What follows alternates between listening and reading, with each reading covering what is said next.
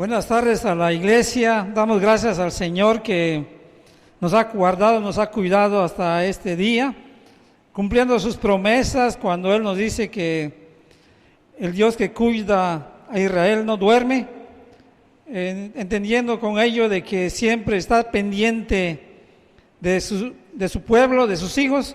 Por eso nuestra gratitud a Dios. Voy a leer allá en el libro de Efesios, en el capítulo 1, versículos 3 al 12, un pasaje de la palabra en la cual vamos a meditar en esta ocasión. Dice la palabra del Señor en Efesios 1, 3 al 12: Bendito sea el Dios y Padre de nuestro Señor Jesucristo, que nos bendijo con toda bendición espiritual en los lugares celestiales en Cristo, según nos escogió en Él antes de la fundación del mundo, para que fuésemos santos y sin mancha delante de Él, en amor habiéndonos predestinados para ser adoptados hijos suyos por medio de Jesucristo, según el puro afecto de su voluntad, para la alabanza de la gloria de su gracia, con lo cual nos hizo aceptos en el amado, en quien tenemos redención por su sangre, el perdón de pecados, según la riqueza de su gracia, que hizo sobreabundar para con nosotros en toda sabiduría e inteligencia, dándonos a conocer el misterio de su voluntad, según su beneplácito, el cual se había propuesto en sí mismo, de reunir todas las cosas en Cristo, en la dispensación del cumplimiento de los tiempos, así las que están en los cielos como las que están en la tierra. En Él asimismo tuvimos herencia, habiendo sido predestinados conforme al propósito del que hace todas las cosas según el designio de su voluntad, a fin de que seamos para la alabanza de su gloria, nosotros los que primeramente esperábamos en Cristo. Vamos a orar pidiendo la ayuda y la dirección de nuestro Padre. Bendito Señor, acudimos ante ti en esta hora, Señor, para pedirte, suplicarte sabiduría, entendimiento, para poder, Señor, discernir tu palabra, Señor, creer en ella, de tal forma, Padre, que tu Espíritu Santo obre en la mente, en el corazón de cada uno de tus hijos, respecto, Señor, a tu palabra, a las enseñanzas que tú tienes preparado para cada uno de nosotros. Guíanos, Padre bendito, y de tal forma, Señor, que nos dé sabiduría y tu palabra cumpla los propósitos por los cuales tú nos hablas en este día, en esta hora. En Cristo Jesús te lo damos suplicando. Amén. El tema de esta ocasión es la elección y la reprobación. La elección y la reprobación. La elección es una de las doctrinas más básicas y fundamentales de la iglesia cristiana en todos los tiempos. Es tan básica y fundamental que si en realidad Dios no hubiera elegido a un número determinado de hombres y mujeres para ser salvos, obviamente no habría salvación, habrían creyentes y no habría iglesia. Las doctrinas de elección y reprobación son realmente una sola doctrina, como las dos caras de una misma moneda. Y respecto a estas doctrinas, hay muchas preguntas, como por ejemplo, ¿qué es la elección? ¿Por qué Dios eligió? ¿Cómo eligió Dios? ¿Para qué eligió Dios? Y muchas otras preguntas. Vamos a ver a través de este pasaje que hemos leído algunas respuestas a estas preguntas. Vamos a ver primero lo que es la elección. Una definición sencilla de la elección es que Dios, por su pura y soberana gracia, desde la eternidad escogió de toda la humanidad caída a un número determinado y exacto de hombres y mujeres para salvarlos y de ellos formar su pueblo. Esa es una definición muy sencilla, pero también que involucra todos los aspectos que tienen que ver con la elección. Lo que nos dice acá, la primera enseñanza que podemos decir es que la elección es parte del decreto de Dios. El decreto de Dios nos dice que Dios desde la eternidad preordenó todas las cosas que van a suceder. Obviamente esto incluye la elección. Dios en la eternidad, como dice el versículo 4, dice, según nos escogió en Él antes de la fundación del mundo. Es decir, antes que el mundo fuese creado, la actividad de Dios fue la de decretar o planear todo lo que iba a hacer en el tiempo. Y esto, como hemos dicho, incluye la elección. Vamos a basarnos bastante, no un poco, sino bastante, en la confesión de fe de Westminster, que nos habla de este tema de la elección, en su capítulo 3.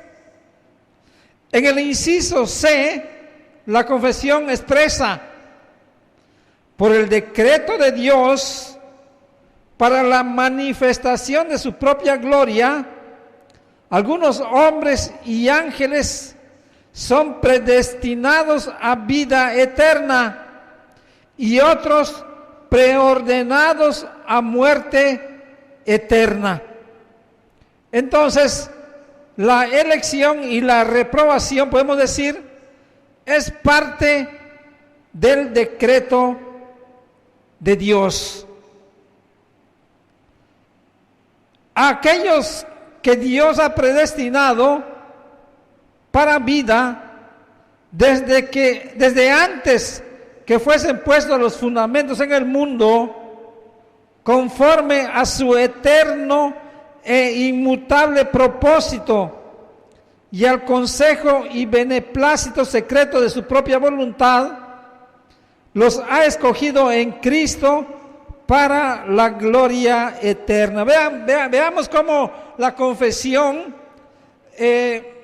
relaciona, o más bien, y nos indica que la elección está incluido en el decreto eterno de Dios. Dice claramente el versículo 4 que hemos mencionado: nos escogió en Él antes de la fundación del mundo. Ahí está el decreto de Dios. Entonces, estamos viendo cómo, por otra parte, nosotros que entendemos lo que es el decreto de Dios, lo que Dios planeó que va a suceder en todos los tiempos. Entonces, si Dios ya ha decretado quiénes son los elegidos, entonces el decreto de Dios en la elección trae confianza y seguridad en la vida de los creyentes. ¿Por qué? Porque lo que Dios ha decretado, nadie puede impedir que se lleve a cabo, sino que Dios hará lo que ha planeado sin ningún impedimento. Nadie puede truncar sus propósitos. Allá en el libro de Daniel, capítulo 4, versículo 35, precisamente hablando respecto a lo que Dios ha planeado, dice: todos los habitantes de la tierra son considerados como nada, y Él hace según su voluntad en el ejército del cielo y en los habitantes de la tierra, y no hay quien detenga su mano y le diga: ¿qué haces? Dios planeó, decretó, dice, según su voluntad, Dice, en el ejército del cielo, en los ángeles, pero también en los habitantes de la tierra. Dios ya había decretado, o Dios decretó desde la eternidad, respecto a cada uno de ellos, ángeles y hombres. Y no hay quien detenga su mano, es decir, que cumpla lo que Dios ya ha decretado o planeado. Entonces, ahí está la certeza de lo que Dios decretó. Dios lo va a hacer, Dios lo va a cumplir. En el libro de Hechos, capítulo 2, versículo 23, también nos habla de lo que Dios decretó respecto a cómo el hombre iba a ser redimido.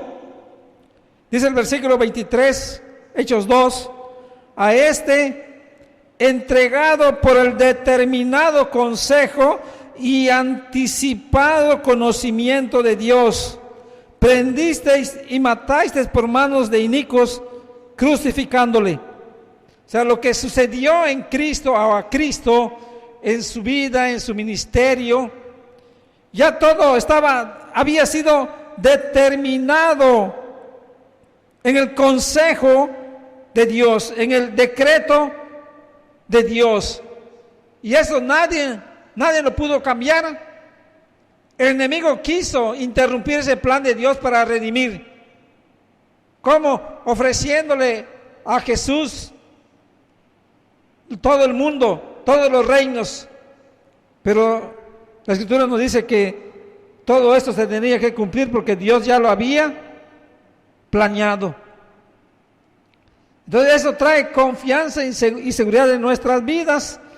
Un último pasaje que nos habla del decreto de Dios y de su cumplimiento está en el libro de Romanos capítulo 8, versículo 30, un pasaje que conocemos bastante y nos habla precisamente del plan completo de redención.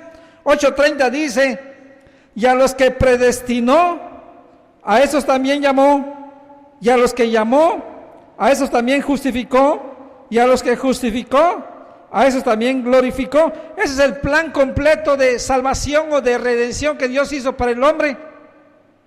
Y aquí nos asegura que a los que Dios predestinó o eligió, o escogió desde la eternidad, antes que el mundo fuera creado, Dios lo va a llevar ¿hasta dónde? Hasta la gloria. Y nadie va a impedir el cumplimiento de ese plan que Dios hizo. Entonces no nos olvidemos de que la elección es parte del decreto de Dios. También otra enseñanza de la elección que tenemos que conocer es que la elección de Dios es soberana. ¿Qué significa eso? Que en su soberanía Dios escogió a los que Él quiso escoger. Nadie lo dirigió o le aconsejó en la elección. La Escritura es muy clara en este respecto. Una y otra vez el Señor nos dice que en Él solamente está la elección. En el libro de Romanos, capítulo 9, versículos 14 y 15, se nos habla de esto. Dice el apóstol Pablo, ¿qué pues diremos? ¿Que hay injusticia en Dios? En ninguna manera. Pues a Moisés dice, tendré misericordia del que yo tenga misericordia y me compadeceré del que yo me compadezca.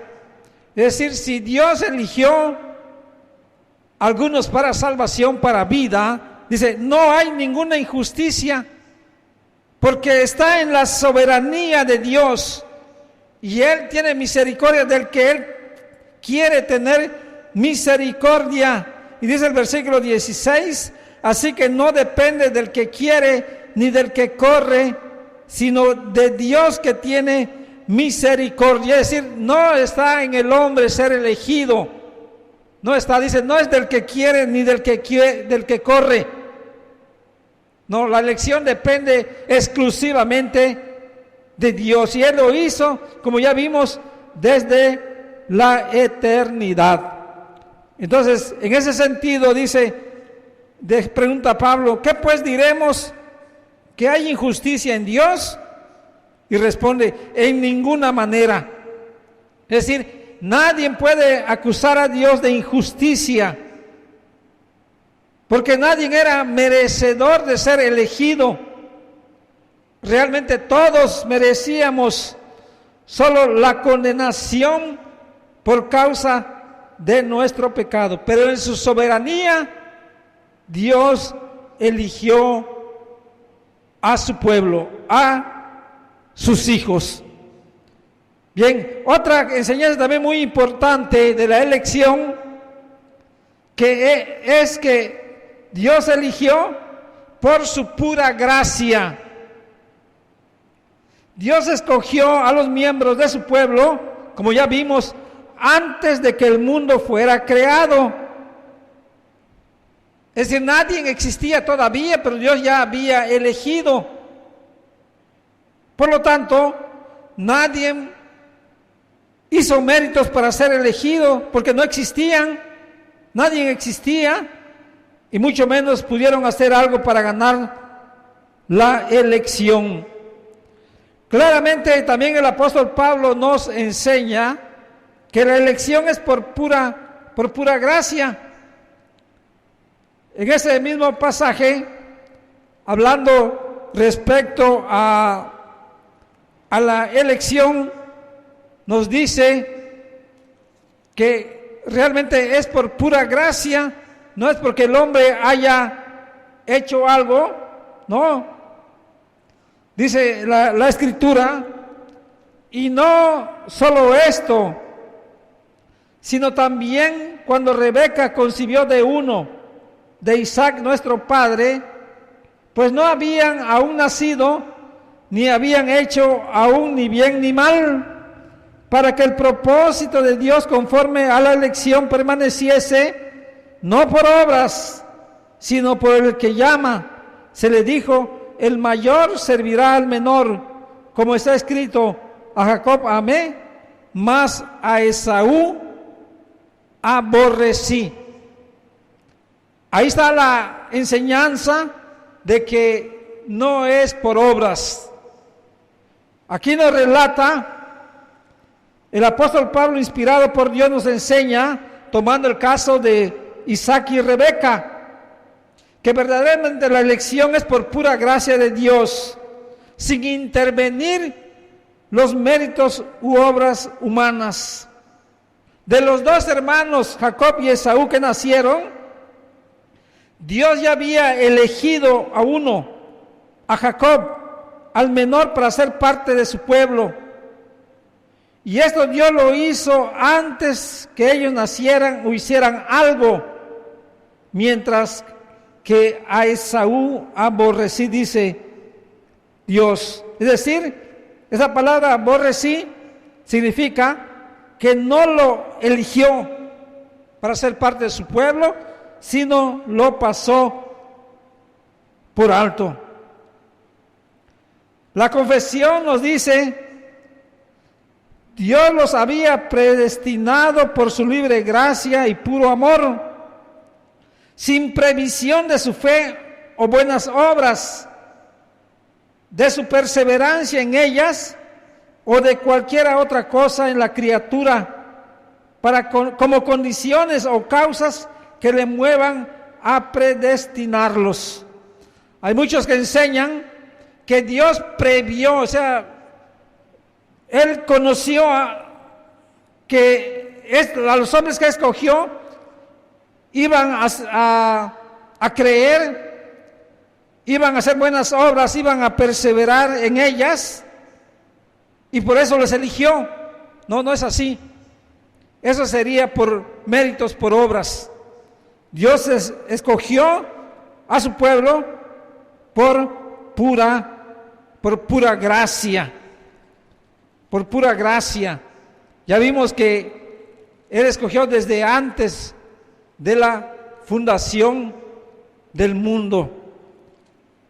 En el versículo 1:4 que hemos leído lo dice, pero también el versículo 9 de Efesios 1:9 dice, dándonos a conocer el misterio de su voluntad, es decir, su decreto, su plan, según su beneplácito. O sea que según él le agradó, el cual había propuesto en sí mismo. O sea, no vio a nadie, antes no había nadie, y no porque previó él que la gente iba a creer, iba a obedecer, por eso les eligió. No es así, es por pura gracia. Otra enseñanza que tenemos respecto a la elección, que es muy importante también que entendamos, ¿cuál es el propósito de la elección? O sea, ¿por qué Dios eligió a los hombres algunos para vida, para ser salvos, para ser su pueblo?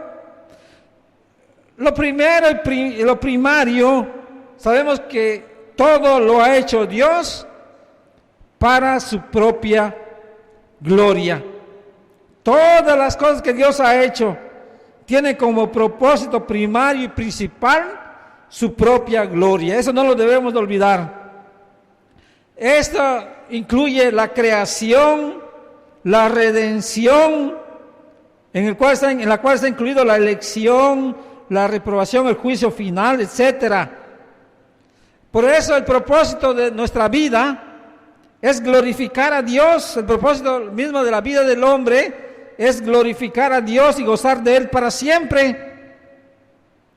Entonces, una y otra vez la Escritura nos enseña esto, y lo ha hecho todo para alabanza de su gloriosa gracia. Versículo 1:6 de Efesios dice, ¿por qué nos predestinó? ¿Por qué nos escogió? Para alabanza de la gloria de su gracia. O sea que nosotros, si entendemos que hemos sido escogidos por gracia, entonces debemos de alabar a Dios. Para alabanza de la gloria de su gracia es que Dios hizo todo esto. Y eso se debe cumplir en nuestra vida. Y lo recalca en el versículo 12, a fin de que seamos para alabanza de su gloria. Entonces es muy importante que reconozcamos esa salvación tan preciosa que Dios hizo de cada uno de nosotros, y eso nos lleve a glorificarle, a alabarle, como nos dice aquí la Escritura. Pero también un propósito secundario, podemos decir, Dios nos eligió para ser sus hijos. Dios nos dice que nos eligió también para ser adoptados como hijos suyos. La elección, no nos debemos olvidar, es la base de la salvación. Todos los que Dios ha elegido son adoptados, salvados, justificados y glorificados. Esto lo podemos resumir en dos enseñanzas muy importantes. Todos los que han sido escogidos van a gozar de la gloria eterna. Ninguno se va a perder. Pero por otra parte, ninguno que no haya sido escogido puede ser salvo. Ninguno que no haya sido escogido va a ser justificado, va a ser glorificado. No. La confesión también nos enseña, dice él, estos hombres y ángeles así predestinados y preordenados están designados particular e inalterablemente, y su número es tan cierto y definido que ni se pueden aumentar ni disminuir. Es decir, ninguno que no haya sido escogido de la eternidad, estando en este mundo, puede pasar al grupo de los elegidos, ni tampoco uno que haya sido escogido de la eternidad puede pasar al grupo de los no escogidos. Allá en el libro de Juan, capítulo 13, Juan 13, versículo 18,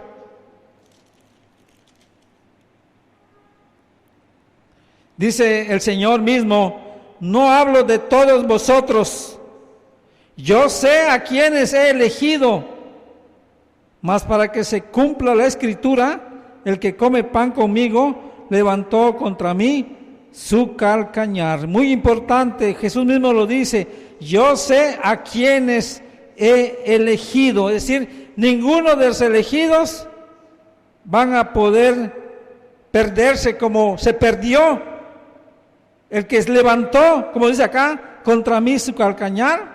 Y ese sabemos que en primer término fue Satanás,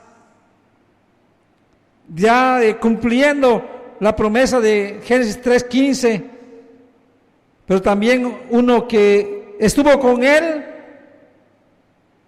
vivió con él 3 años, aprendió de él, vio sus milagros, escuchó sus enseñanzas, pero sin embargo no era elegido por Dios. Si no, no se hubiera perdido, porque aquí nos los asegura, ¿verdad?, que Él eligió para ser sus hijos. Pero también otra, podemos decir, enseñanza secundaria de por qué nos eligió, lo dice claramente el versículo 4 de Efesios 1.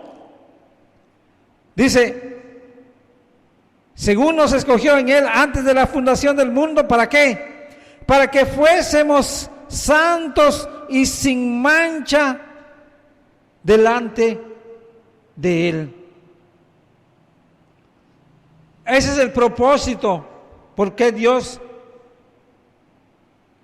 escogió, eligió a hombres y mujeres para ser parte de su pueblo. Muchas personas, incluyendo creyentes, se preguntan: ¿soy realmente un elegido de Dios? ¿Cómo puedo saber si soy un elegido de Dios? El hombre no puede afirmar infaliblemente que otra persona es un elegido de Dios, porque el hombre solo ve lo externo de la persona. Solo Dios lo sabe, porque Él ve lo interno de la persona, ve el corazón. Sin embargo, Dios nos da testimonios en su palabra de quiénes son verdaderamente los elegidos y en consecuencia los hijos de Dios. Hay varios testimonios escriturales que nos dicen quiénes forman parte del pueblo de Dios. Podemos decir primero que los que han nacido de nuevo. La Escritura es muy enfática al respecto. Cualquiera que no nace del agua y del Espíritu no puede ni ver ni entrar en el reino de Dios. Dios asegura que sus hijos son miembros del reino de Dios y consecuentemente entran en el reino de Dios. También son hijos de Dios y elegidos de Dios los que reciben y creen en el Señor Jesucristo. Dice Juan 1:12: mas a todos los que le recibieron, a los que creen en su nombre, les dio potestad de ser hechos hijos de Dios. Los que permanecen y perseveran en su palabra, dijo el Señor: si vosotros permaneciereis en mi palabra, seréis verdaderamente mis discípulos. Los que tienen al Espíritu Santo, y si alguno no tiene el Espíritu de Cristo, no es de Él.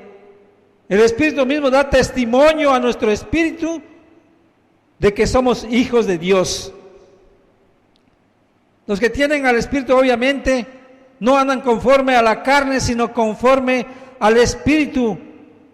Dijo Pablo, ahora pues ninguna condenación hay para los que están en Cristo Jesús, los que no andan conforme a la carne, sino conforme al Espíritu. Y lo que dice Efesios 1:4, los que viven y andan en santidad. La Escritura es clara, sin santidad nadie verá al Señor.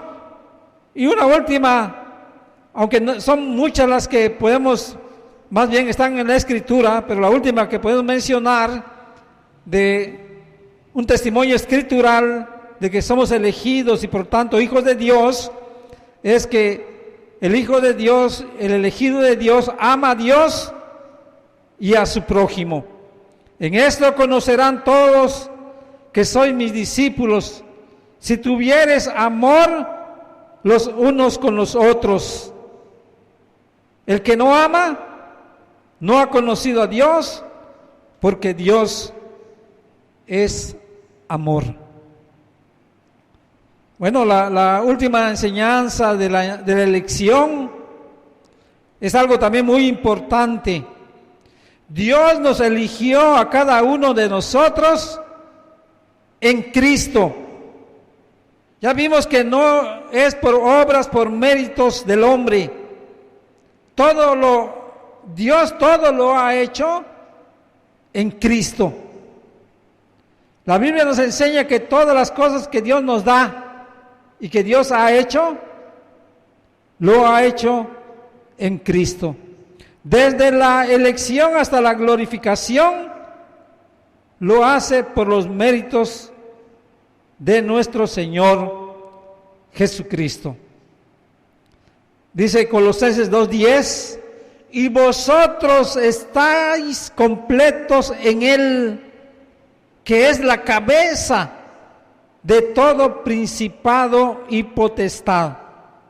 O sea, todo lo que viene a nuestra vida, todo lo que somos, dice, y vosotros estáis completos en Él. ¿Quién es Él en este caso? Dice que es la cabeza de todo principado y potestad, es decir, en Cristo, por Cristo, Dios ha hecho todo.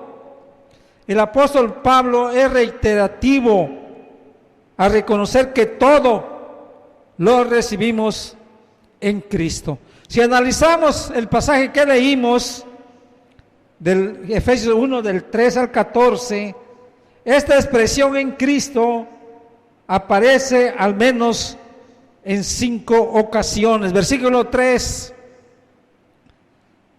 nos bendijo con toda bendición espiritual en los lugares celestiales en Cristo. Versículo 6, con la cual nos hizo aceptos en el amado, y el amado es Cristo, de reunir todas las cosas en Cristo. Versículo 12, los que primeramente esperábamos en Cristo. Entonces, todo, y incluyendo la elección, Dios lo hizo en Cristo. Yendo a la confesión de fe, en la sección 6 nos dice, así como Dios ha designado a los elegidos para la gloria, de la misma manera, por el propósito libre y eterno de su voluntad, ha preordenado también los medios para ello. Por tanto, los que son elegidos, habiendo caído en Adán, son redimidos por Cristo, y en debido tiempo, eficazmente llamados a la fe en Cristo por el Espíritu Santo. Son justificados, adoptados, santificados y guardados por su poder por medio de la fe para salvación. Nadie más será redimido por Cristo, eficazmente llamado, justificado, adoptado, santificado y salvado, sino solamente los elegidos. Entonces, es otro motivo de alabar, de glorificar a Cristo, porque por sus méritos, por su obra que hizo perfecta en la cruz del Calvario, Él ganó todo para sus elegidos, para su pueblo. Bueno, la contraparte de la elección es la reprobación. Si la elección es una realidad, como en verdad lo es, que hemos visto, eso significa, por otra parte, que hay hombres y mujeres que no fueron elegidos. A estos se les conoce como los reprobados. Es decir, Dios no decretó positivamente quiénes iban a ser reprobados. Simplemente Él los pasó por alto. No los eligió para ser salvos y así ser parte de su pueblo. La elección es positiva. Dios de toda la humanidad dijo, este son elegidos. Pero Él no dijo, este y este son reprobados, no. Simplemente pasó por alto. A los que no eligió, los pasó por alto. Esto es la enseñanza de la reprobación. Algunos acusan a Dios de ser injusto por hacer esto, pero en realidad no hay argumentos para hacer esto, ya que todos merecíamos la condenación y la muerte eterna, por cuanto todos los que hemos venido a este mundo hemos pecado, y la paga del pecado es la muerte. Dios incluso fuera justo si no hubiera elegido a ninguno, pero Dios en su gracia escogió a los que serían sus hijos y formarían parte de su pueblo. Dice la confesión, mientras por otra parte pasó por alto a los que no escogió, siendo estos llamados reprobados y serán condenados para siempre.